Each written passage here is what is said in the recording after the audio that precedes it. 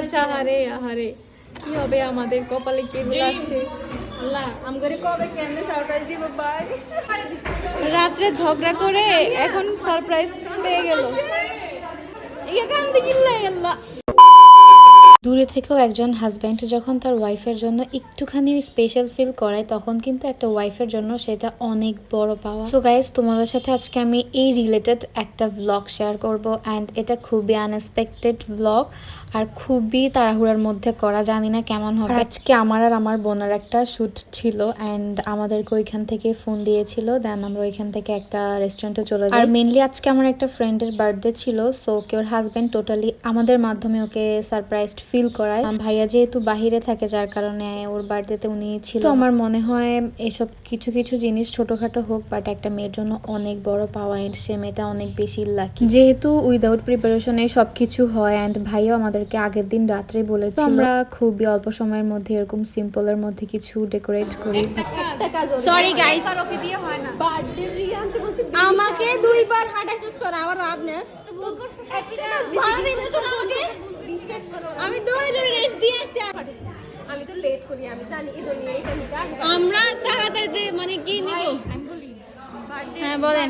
Birthday ফিতার জায়গায় baby শাওয়ারটা নিয়ে আসছে। ফিউচার তো নিব তাই না? ওর আঙ্কেল বাড়ি আরে কি কথা নেই, বাড়িটা থাক, এখন রাখি দা, ফিউচার রাখবে তো আগে আগে দিও না, ফিউচার বদল লাগবো। गाइस देखो ना गाइस, देखो ना गाइस, क्या है गाइस। আমার ফ্রেন্ড কত লাকি ফিল করাচ্ছে। সারা ডিপ্রেশনে ঘুমাতে পারি না, এদের সারপ্রাইজ দেখনা বা সিঙ্গেল বলে আচ্ছা, আহারে আহারে কি হবে আমাদের কপালে কি আছে। আল্লাহ আমগরে কবে কেন সারপ্রাইজ দিব ভাই। তুই আসলেই না চিনবি কি আজব।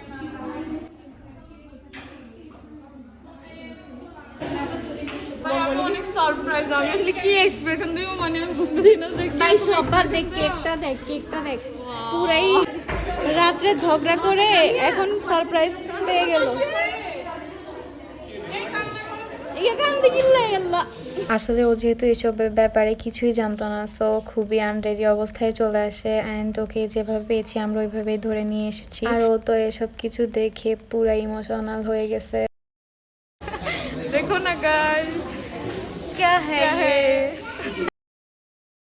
আর ওই দিন লুসি জুসিতে অনেক বেশি ক্রাউড ছিল। আমরা যখন প্রথমে আসছি দেন একটু পরে আবার মানুষ একটু কম হয়ে যায়।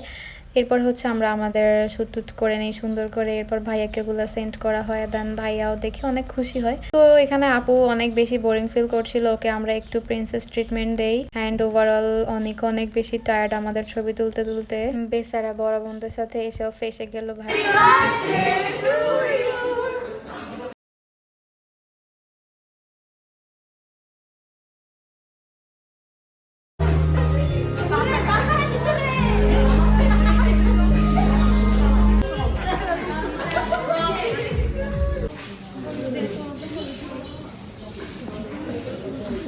আর ওই দিন আমরা এত বেশি টায়ার্ড ছিলাম, ক্ষুধাও ছিল, বাট খাবার আসার পর কেন জানি খেতে ইচ্ছা করতেছিল না। তাও অনেক কষ্টে টাকা যাতে ওয়েস্ট না হয় ভাইয়া, যার কারণে সবই খেয়েছি একটু একটু। অ্যান্ড অ্যাট দ্য এন্ড আমরা আমাদের এনজয় শেষ করে বের হয়ে যাই সবাই বাসায় যাওয়ার জন্য।